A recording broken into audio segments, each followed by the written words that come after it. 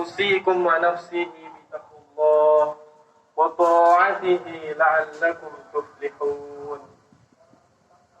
وقال الله تعالى في كتابه الكريم: أعوذ بالله من الشيطان الرجيم.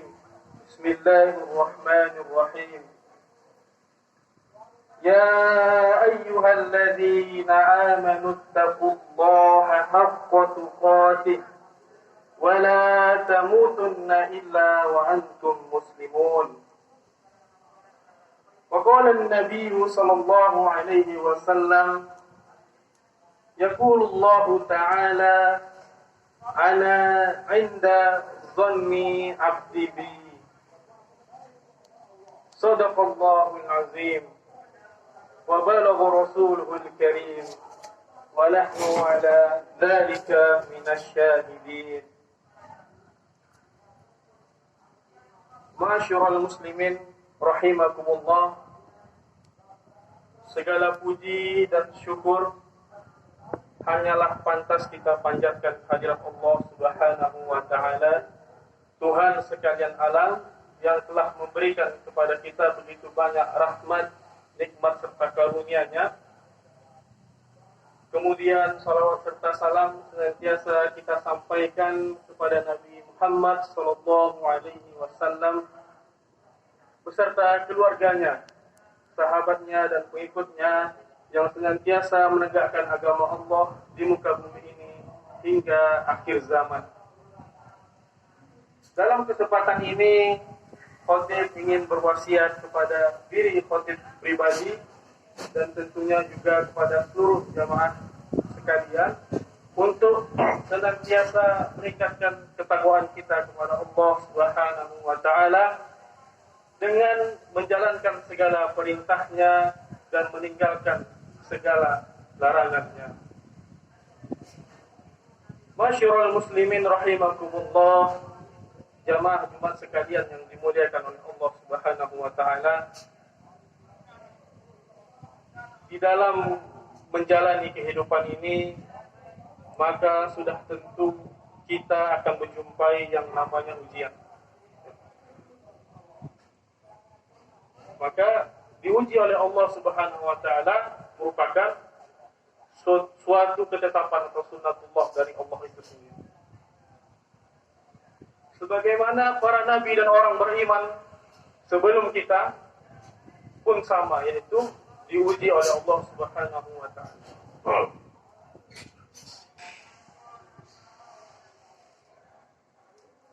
Maka ujian kehidupan sejatinya adalah sunnatullah atau ketetapan dari Allah Subhanahu wa taala dalam kehidupan kita di dunia ini. Sebagaimana Allah Subhanahu wa taala berfirman dalam surah Al-Baqarah, A'udzu billahi minasyaitonir rajim. Bismillahirrahmanirrahim.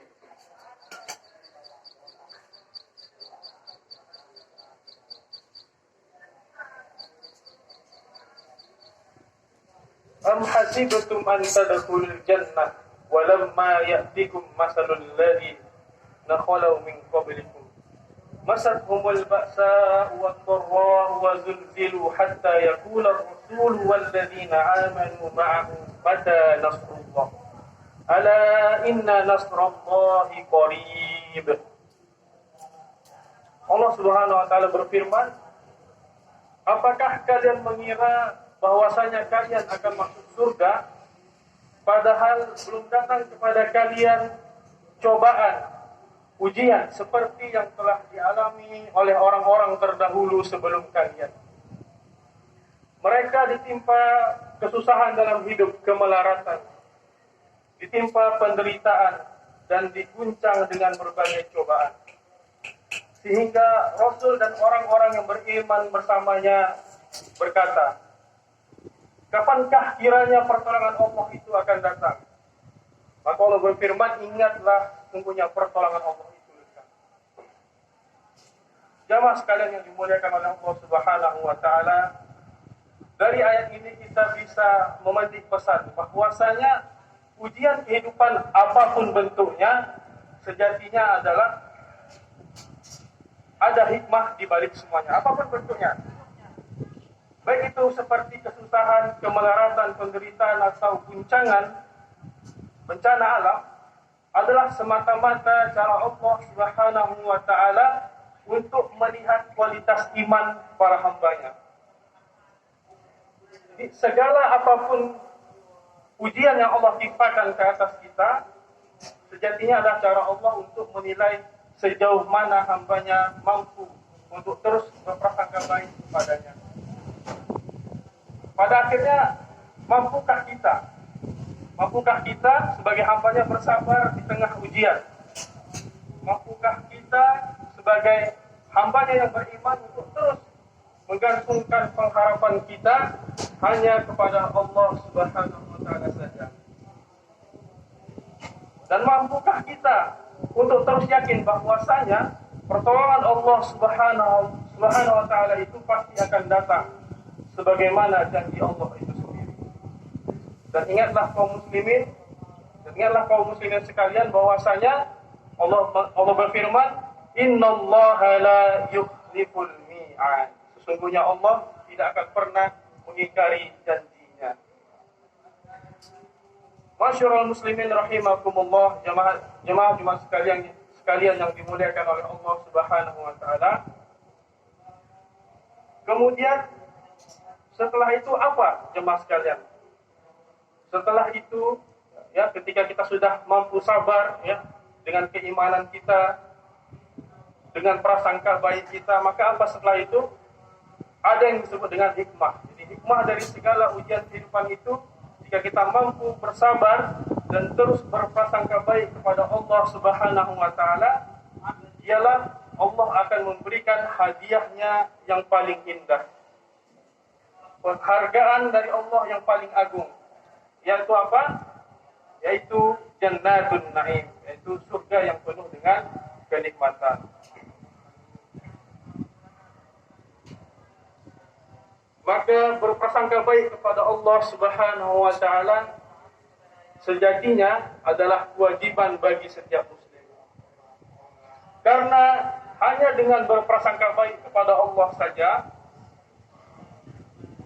disitulah kemudian kualitas iman kita, ya, kualitas keyakinan kita kepada Allah Subhanahu wa Ta'ala akan naik levelnya, akan lebih baik daripada sebelumnya. Kalau kualitas iman kita sudah naik, maka apa yang kita akan dapatkan? Yang akan kita dapatkan adalah ketenangan hidup. Jadi kalau sudah naik kualitas iman, kualitas keyakinan kita, maka ketenangan hidup pun akan kita raih. Nah, ketika ketenangan hidup sudah kita raih, maka apa selanjutnya? Selanjutnya hati kita akan menjadi lapang, ya, menjadi ikhlas dan ridho kepada takdir yang telah Allah Subhanahu wa Ta'ala tetapkan ke atas diri kita. Dan ingatlah senantiasa jamaah sekalian bahwasanya Allah berfirman dalam hadis qudsi, inni inda zonni abdi bi, sesungguhnya aku berdasarkan prasangka hambaku. Maka jemaah sekalian, kalaulah prasangka kita senantiasa baik kepada Allah Subhanahu wa Ta'ala, maka akan baik pula lah penghujungnya. Maka akan baik pula lah pada akhirnya. Akan ada balasan yang lebih baik di sisi Allah, entah itu dibalas di dunia, entah itu pula dibalas di akhirat. Masyarul muslimin rahimakumullah, jemaah sekalian yang dimuliakan oleh Allah Subhanahu wa Ta'ala. Ada kisah menarik, ya, tentang seorang hamba yang senantiasa menjaga prasangka baiknya kepada Allah Subhanahu wa Ta'ala. Namanya adalah Al-Mansur Syaifuddin Qalawun. Jadi Al-Mansur Syaifuddin Qalawun ini adalah seorang sultan dari daulah Islam, ya, daulah Mamluk yang ada di Mesir.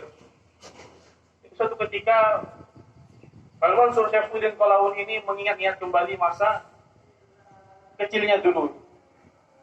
Jadi Al-Mansur Syaifuddin Qalawun ini adalah anak dari seorang budak. Ya, singkat cerita, ayahnya ini seorang budak yang bekerja kepada tuannya. Tetapi ayahnya Qalawun ini adalah seorang budak yang sangat gigih bekerja. Biasanya pada hari Jumat, orang-orang, para budak tidak bekerja, tetapi ayah Kolawun memilih bekerja. Untuk apa? Untuk mengumpulkan pundi-pundi uang. Setelah terkumpul uang itu untuk apa? Maka dia menghadap kepada tuannya, dia berikan uang itu kepada tuannya, lalu dia ingin memerdekakan dirinya sendiri, menebus dirinya. Lalu tuannya mengatakan, baiklah kalau begitu saya ambil sebagian uang yang sudah kamu kumpulkan ini, kemudian sebagiannya lagi silahkan kamu bawa untuk bekal hidupmu. Singkat cerita jamaah sekalian, kemudian ayahnya ini menikah dan memiliki seorang anak, yaitu Kolawun itu sendiri. Maka suatu ketika ayah Kolawun ini mengajak Kolawun untuk pergi ke pasar membeli kuda yang paling mahal. Karena ayahnya berpesan bahwasanya suatu saat nanti kalau ada panggilan jihad, dia fisabilillah berperang di jalan Allah, maka kita akan turun. Dia bilang kepada anaknya, maka persiapan yang utama yang harus kita siapkan adalah membeli kuda terbaik. Tetapi ketika sampai di kampungnya, pulang dari pasar, apa respon orang-orang melihat Kolawun dan ayahnya membawa kuda yang terbaik, tentunya saja kuda yang mahal? Mereka dicemooh, mereka dicibir, dihina. Dikatakan orang miskin untuk apa punya kuda? Kuda yang terbaik lagi, kuda yang mahal lagi, ngapain dibeli? Tapi ayahnya selalu berpesan kepada Kolawun bahwasanya kalau kita sudah menetapkan niat karena Allah SWT, maka jangan pedulikan omongan orang. Apapun itu jangan pedulikan omongan orang lain. Maka kuda tadi, kuda yang mahal tadi dirawat dengan sangat baik. Dibuatkan kandangnya, dimandikan. Tapi qadarullah beberapa hari setelah itu, kandangnya jebol. Kudanya pun hilang. Kudanya hilang. Lalu apa respon orang-orang di sekelilingnya? Nah, lihat. Sekarang rugi besar. Sudah capek-capek kumpulkan uang bertahun-tahun, membeli kuda yang bagus, tapi sekarang kudanya hilang. Lalu satu pesan yang sangat penting yang disampaikan oleh ayahnya Kolawun kepada Kolawun adalah, wahai anakku, kita tidak pernah tahu apakah ini ujian atau nikmat dari Allah Subhanahu wa Ta'ala, tapi yang paling penting adalah kita senantiasa berprasangka baik kepada Allah Subhanahu wa Ta'ala. Maka tak lama dari kejadian itu, jamaah sekalian, ketika di pagi hari, sekitar rumah Kolawun dan ayahnya itu, terdengar suara ringkikan kuda yang begitu banyaknya. Di pagi hari, terdengar suara ringkikan kuda yang begitu banyaknya. Maka, ketika Kolawun mengecek keluar rumahnya, ditemukanlah ada begitu banyak kuda. Jadi kuda yang hilang tadi, yang lari dari kandangnya itu kembali. Tapi dia kembali tidak sendirian. Dia membawa kuda-kuda liar dari padang rumput. Belasan jumlahnya. Maka seketika Kolawun dan ayahnya punya banyak kuda. Lalu apa respon orang di sekitarnya? Memuji mereka. Begitu cepat. Yang awalnya mencibir, mencemooh mereka, ketika kudanya hilang. Nah, ketika kudanya kembali dan membawa kuda-kuda yang lain, sehingga kudanya menjadi banyak, mereka berbalik memuji. Beruntungnya Bapak, banyak kudanya sekarang. Lalu bapaknya Kolawun ini tetap pada pesannya, tentang bagaimana berprasangka baik kepada Allah. Dia katakan kepada anaknya Kolawun, kita tidak pernah tahu ini nikmat atau ujian dari Allah Subhanahu wa Ta'ala, tapi yang paling penting adalah kita berprasangka baik kepada Allah Subhanahu wa Ta'ala. Selang beberapa waktu, Kolawun yang sudah punya banyak kuda berlatih kuda, berlatih mengendarai kuda. Kolawun muda ketika sudah muda, sudah remaja, berlatih menaiki kuda. Maka apa yang terjadi? Ketika berlatih kuda itu, Kolawun terjatuh dari kudanya dan patah kakinya. Jadi sudah latihan kuda ini, jatuh dari kudanya, patah kakinya. Maka apa respon orang-orang? Orang-orang kembali mencibir, kembali mencemooh. Maka jawaban orang tua Kolawun tetap sama, yaitu kita tidak pernah tahu apakah ini nikmat atau ujian dari Allah Subhanahu wa taala, tapi yang paling penting adalah kita senantiasa berprasangka baik kepada Allah. Pasti ada hikmahnya. Ternyata benar, beberapa bulan setelah itu ternyata ada peperangan di daerahnya Kolawun. Ada 2 raja muslim yang berperang. Maka bapaknya katakan, ini peperangan yang tidak kita harapkan. Ini yang berperang sesama raja-raja muslim. Kita ingin berjihad di jalan Allah melawan musuh-musuh Islam, bukan berperang sesama saudara sendiri. Maka apa yang terjadi ketika perang semakin berkecamuk, maka diutuslah prajurit-prajurit untuk merekrut tentara-tentara baru, ya prajurit baru ke kampung-kampung, termasuk di kampungnya Kolawun. Maka apa yang terjadi? Seluruh pemuda di kampung Kolawun direkrut menjadi prajurit. Direkrut menjadi prajurit untuk berperang. Tetapi setelah dicek ke rumahnya Kolawun, ternyata apa yang didapatkan, Kolawun itu tidak bisa ikut berperang karena kakinya patah, sedangkan ayahnya sudah tua. Maka di kampung itu semua pemuda diutus berperang kecuali Kolawun. Karena apa? Karena kakinya patah. Yang awalnya kita anggap musibah, jatuh dari kuda patah kakinya, ternyata di kemudian hari baru bisa kita dapatkan hikmahnya bahwasanya asbab patah kaki itulah kemudian dia tidak ikut berperang melawan saudaranya sendiri, sesama muslim. Lalu apa kata orang-orang? Beruntung sekali. Beruntung kaki anak bapak patah sehingga tidak dikirim ke medan pertempuran. Sedangkan anak kami dikirim ke medan pertempuran, tidak tahu nasibnya apakah masih selamat ataupun tidak. Jadi bapak-bapak sekalian, jemaah Jumat yang dimuliakan oleh Allah Subhanahu wa taala, kadang-kadang di sebalik cobaan itu, di sebalik ujian itu, ya, kalau kita bisa berprasangka baik kepada Allah Subhanahu wa taala, sebagaimana janji Allah berdasarkan prasangka hambanya, kalau kita terus berprasangka baik meskipun diuji dengan yang menurut kita di awalnya mungkin buruk, insya Allah akan baik pada penghujungnya. Insya Allah akan ada balasan yang lebih baik dari Allah Subhanahu wa taala.